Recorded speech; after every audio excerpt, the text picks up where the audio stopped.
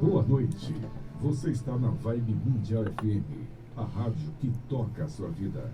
Agradecemos por sua audiência.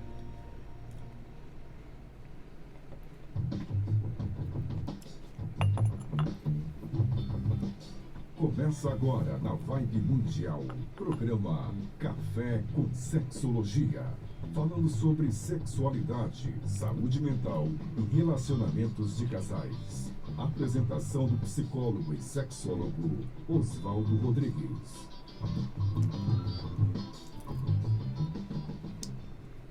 Boa noite, pessoas. Estamos aqui domingo à noite para conversar sobre coisas importantes e sérias. Tenho aqui os nossos colegas do Instituto Paulista de Sexualidade, o INPASEX, Rafael Teixeira e a Camille Borges. Hoje trazemos uma convidada muito querida, professora do nosso curso de especialização em sexologia aplicada, a Regina Figueiredo, que vai falar sobre um assunto difícil, importantíssimo e difícil. Ela vai trazer o assunto sobre prostituição e creio que vocês vão notar que nós precisamos conversar sobre essas coisas. Esse é um programa dedicado à educação sexual. Boa noite a vocês, meus colegas aqui de bancada, Rafael, Camille, Regina. Boa noite. Boa noite. Regina, você é da sociologia e você tem uma visão que nos importa muito sobre essa questão da prostituição. Que tal você começar a contar e a gente vai conversando aqui. A Camille está ali olhando se tem perguntas e deve ter já da caixa de perguntas. Vocês sabem que no Instagram nós temos uma caixa de perguntas aberta. Deixem suas perguntas lá. Também, se vierem a assistir esse programa no YouTube, seja da rádio, seja no meu YouTube ou do Instituto, vejam, vocês podem deixar perguntas lá que a gente procura organizar e trazer aqui para o nosso programa. Regina, por favor. Então, agradecer o convite aí, né? Bom, essa questão da prostituição, toda vez que eu vou falar desse tema, né, eu começo por uma coisa que me incomoda muito, né? Que é essa ideia dessa brincadeira que, na verdade, passa pano de dizer que a prostituição é a mais antiga profissão do mundo, né? A gente tem duas explicações, né, para essa distorção, né? A primeira delas é que as pessoas precisam entender que a prostituição, a origem dela é a escravização e o domínio de um povo sobre o outro. Então, o que acontece que a gente sabe? Você tinha o Império do Gengis Khan, você tinha o Império Romano, você tinha impérios egípcios, você tinha várias civilizações que precisavam mão de obra, invadiam a outra, traziam os homens, não é? E as mulheres não eram para o trabalho braçal, você só pega algumas para o trabalho sexual e doméstico, e o resto você colocava na prostituição. Inclusive, esses primeiros bordéis, eles são desses conquistadores, que põem a sobra dessas mulheres. E as velhas, defeituosas, ou sei lá o quê, né? Estou falando mais da prostituição feminina, mas se fazia isso com adolescente, com transexuais, gays, né? Que não tinha esse nome. Eles colocavam nessas casas e o que sobrava jogava na rua. E a pessoa, então, estava deslocada da sua terra, da sua família, seus homens, né? Tinham sido escravizados ou mortos, né? Então, ela ficava sujeita à dominação. E até, só para a gente ter noção, se você for no dicionário português, né, o lenocídio, né, que a gente fala, a Lena, lá na época que o rei de Portugal veio morar aqui, a Lena era a vendedora de prostitutas, das negras, né, que eram as mulheres escravizadas que ninguém queria. E o Lenão era o vendedor de escravo, né? Então, só para a gente ter noção que aí é sinônimo de cafetão, sinônimo dessas palavras todas, está no dicionário, é só ir lá olhar, né? E outra coisa que eu falo é que aí quando a gente vai fazer a ciência, né? Esses historiadores, viajantes, navegadores, vão contar o que eles encontram nos outros povos. Todas as vezes que eles viam sexualidade da mulher livre, ou com mais de um parceiro, ele já falava, é prostituição. Né? E aí fica essa história, olha, tinha em todo lugar. Não é verdade. tá? A prostituição é típica de sociedades que imperializaram o outro. Por exemplo, nas Américas, os índios, tanto norte-americanos como aqui no Canadá, não existia prostituição, né? Nos povos da Polinésia também não havia, né? Então, várias tribos africanas nunca tinham encontrado isso. Então, é um fenômeno da conquista. Ninguém prostitui, né? Suas próprias mulheres, suas parentes, suas filhas, primas, né? Você prostitui a do outro que você não dá valor. Não dá valor e quer humilhar. O que você acha disso para o nosso consultório, Rafael? Enquanto isso, a Camille está achando umas perguntas que estão chegando ali. Nós já vamos começar uma interação diferente. Bem, boa noite a todos e a todas, né? Eu queria muito agradecer a Regina por essa primeira explicação, porque eu acho que isso já traz pra gente essa primeira ideia de que, então, a prostituição não é um lugar de glamour e não é um lugar em que se entende que se estou usando o meu corpo para sexo, logo é prazeroso e logo eu quero, né? A gente já parte desse pressuposto de que ou estamos criticando uma mulher que pode ser livre, ou a gente está colocando essa mulher num lugar de abuso, de violência, né? Então essa ideia inicial de prostituição e glamour não se cabe. Inclusive, Rafael, é muito interessante que acho que por 150 anos a ideia de prostituição como glamour, ela está na arte. Por quê? Porque os autores, por exemplo, você pega Jorge Amado, Gabriel Garcia Marques, são homens, né? Os pintores, Toulouse-Lautrec. Então, o que o homem vê? Ele vê a prostituta que está no salão. Então, é a que está bem. A que está doente, a que deu errado, a que aconteceu alguma coisa, não está lá. Então, ele não vai descrever no livro. É a mesma coisa da rua. Que foi para a rua é que está razoavelmente bem para trabalhar. E a que não foi. Então, essa visão esconde toda uma vulnerabilidade que a gente brinca. O que está atrás da cortina? O que está naquela que não foi? Né? Porque a gente sabe que o fator da prostituição, ele envolve, não é um trabalho como outro qualquer, sabe, Rafael? Ele tem uma vulnerabilidade maior. Qual é? Tirando a desvalorização social, que já submete a mulher ou a travesti ou esse mexer a violências, né? Inclusive violência de gênero, você tem uma questão que a prostituição exige contato com órgãos do corpo que estão ligados ao sistema nervoso. É muito mais sensível do que fazer um trabalho braçal.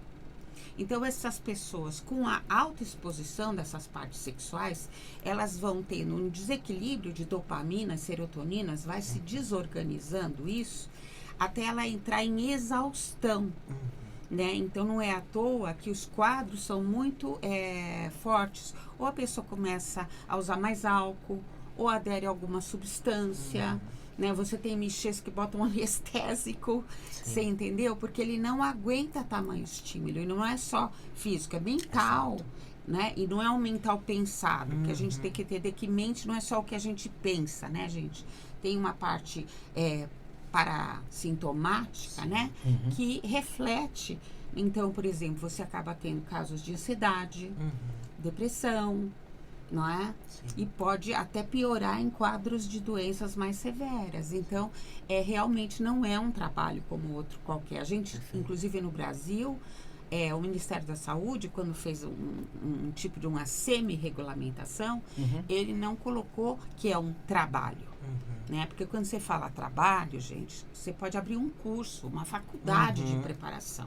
Você pode dizer o que você vai ser quando crescer. Você se forma, né? Isso é trabalho, né? Então, a gente sabe que a prostituição é uma ocupação de algumas pessoas que, por motivos, né, de colonização, de desigualdade social, ou de países que foram colônias ou explorados, não é? As pessoas se prostituem, se ocupam disso para tentar melhorar a sua vida e, às vezes, na maioria das vezes, sobreviver. Sobreviver. Né? Inclusive, Regina, tem uma das perguntas que tem tudo a ver com isso que você está falando. Quais são as consequências da prostituição para o psicológico de quem se prostitui? Então, né? Então, normalmente, né, a pessoa entra, como ela está vislumbrando o que ela vai ganhar, ela entra com o pique, né? E com o tempo, esse desgaste vai aparecendo. É claro que uma prostituição de classe alta, né, por ganhar mais, ela pode espaçar os programas, ter um certo conforto. Mas a gente precisa entender que 90% é prostituição baixa. Né? É aquela da rodoviária, não é? E essa prostituição está muito ligada a migrações, né? Então, por exemplo, no Brasil, quais são as redes? Você vem do campo para a cidade de interior. Você vem para a cidade de interior, para a cidade média maior, até chegar na capital. Por quê? Porque vai aumentando o valor. Ou, se a gente pensar no mapa mundi, é dos países pobres, africanos, tal, leste europeu, para os países ricos, né? Então, com o tempo, vai havendo um desgaste fisiológico, como eu falei, são órgãos sensoriais, né, gente? De alta sensibilidade, né? Não vou falar das partes sexuais, mas todo mundo sabe. É um estímulo contínuo, porque é diário, você precisa fazer aquilo, né? E o seu corpo vai entrando num certo colapso psicossomático que dá, o que eu falei, depressões, ansiedades, etc.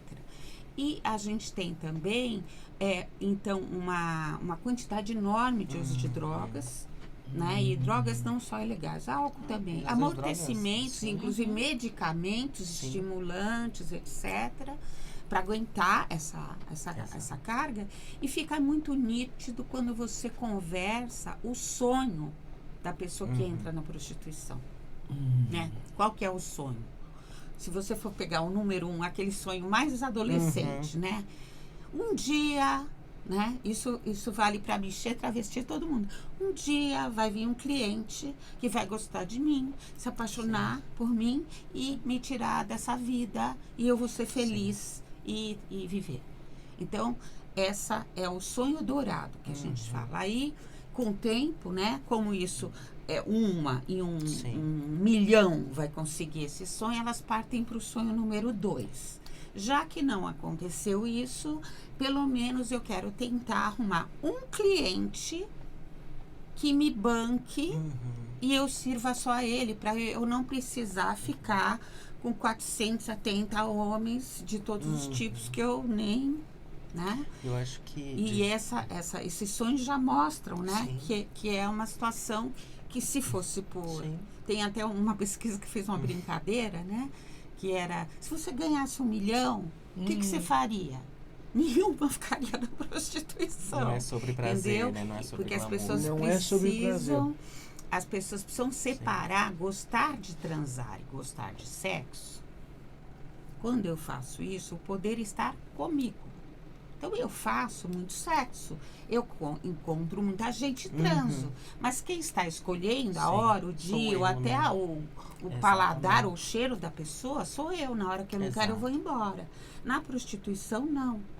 Né? Você precisa daquilo. Você tem um tipo de uma meta por dia. Por exemplo, a maioria que é pobre tem que pagar quarto, tem muitas que têm filho, sustenta a família, manda dinheiro para a família pobre mesmo, que a família não sabe que ela se prostitui. A Carla mandou um comentário aqui que eu acho relevante também. As novelas e filmes vendem essa ideia de romance, acho que era isso, né? que eu ia comentar, não, né? gente, o Brasil é um país complicado na sexualidade. Veja bem, vou falar uma coisa, acho que talvez alguém vai ficar estranhar, né? Mas uma cena normal, uma criança entrar no quarto, o pai e a mãe de lençol aqui, né? Conversando na cama, né? Que eu acho que toda a família já passou por isso. E isso não pode na novela das 6. A censura não permite. Mas a novela das 6 sempre, principalmente as de época, tem um bordel. Né? Então, naturaliza isso. Então, imagina uma criança de 10 anos, um menino, que está crescendo lá, 9 anos, 8 anos, ele vai vendo essa novela das 6 e, normalmente, esse bordel, gente, é o lugar mais divertido da novela. É o mais engraçado, é onde acontecem as políticas, discussões, as não sei o quê. E o resto é as moralistas que estão fora do bordel. Então fica com o que para esse menino? Olha, isso é normal, a vida é assim mesmo, entendeu? E o que acontece por trás com aquela que o homem não viu? Né? Que não é nada engraçado. São tanta coisa, eu posso listar para vocês aqui, gente. Vocês já estão notando que nós temos uma discussão muito importante. Nós temos uma imagem social do que é a prostituição que, na verdade, maquia uma série de coisas, inclusive faz com que isso seja percebido como se fosse uma coisa natural. E, no entanto, não é natural. Revela, na verdade, uma série de complicações e de relações de poder. E nós não estamos falando de prazer. Quer dizer, a prostituta não está lá porque ela sente prazer. Não tem uma que sente, que diz que gosta, que deu entrevista. Ainda assim eu posso desconfiar, porque ela está vendendo, fazendo propaganda. Quer dizer, é possível que tenhamos pessoas que estão na prostituição porque gostam, sentem prazer? Claro que sim. Hipótese é uma coisa que a gente sempre aprendeu, que sempre pode acontecer. Acontece de fato e é maioria? Nunca. Nunca vai ser maioria. Porque esse é um mecanismo social que coloca essas pessoas para o benefício de algumas outras. E tem uma coisa que é importante a gente saber, né, gente? O ser humano é muito resiliente, ele é muito adaptável, né? Você vê, hoje em dia, quando a Revolução Industrial começou, a jornada de trabalho, gente, era 72 horas. E aquele povo trabalhava 72 horas semanais, eram escravos, tá? Se você fosse entrevistar mesmo escravo, ele não ia falar, eu estou chorando o dia inteiro, eu sofro o dia inteiro. Porque o ser humano, ele tende a comparar. Pelo menos eu sou um escravo que meu patrão não me bate, então eu sou feliz. É melhor do que já foi. Eu trabalho 40 horas, é melhor do que 72, então eu estou feliz. Então não é o depoimento que diz, é a relação social. Sim. A relação social da prostituição, por isso que a gente não fala, eu não uso muito profissional do sexo, eu falo pessoas prostituídas. Né? Elas são objeto. Porque elas viram mercadoria comprável. Então, essa relação social, só para terminar, ela é uma relação desigual de alguém que tem com alguém que, por um motivo de ter vindo de uma família pobre, ou de um país pobre, ou que perdeu as coisas, ou que caiu e quer participar da sociedade média, né? Então, é uma relação vertical de prostituição e exploração. E acho que é isso que eu ia comentar, Regina, que me faz pensar que mesmo que por escolha, alguém tenha escolhido trabalhar, né, ou fazer essa ação de se prostituir, a pessoa está numa situação em que ela está sendo paga, então alguém parte do pressuposto de que se eu estou pagando, eu mando e você vai fazer o que eu quiser. Isso pode ser uma grande violência, né? Eu posso te violentar de várias formas. Então essa ideia fantasiosa de que a prostituição é prazerosa, é glamurosa, e de que eu simplesmente escolhi fazer e tá tudo bem, é muito complicada, porque entre quatro paredes, quando você está sozinho, às vezes à noite, a quem você recorre? Não, e você tem que ver qual é o leque que fez essa pessoa escolher.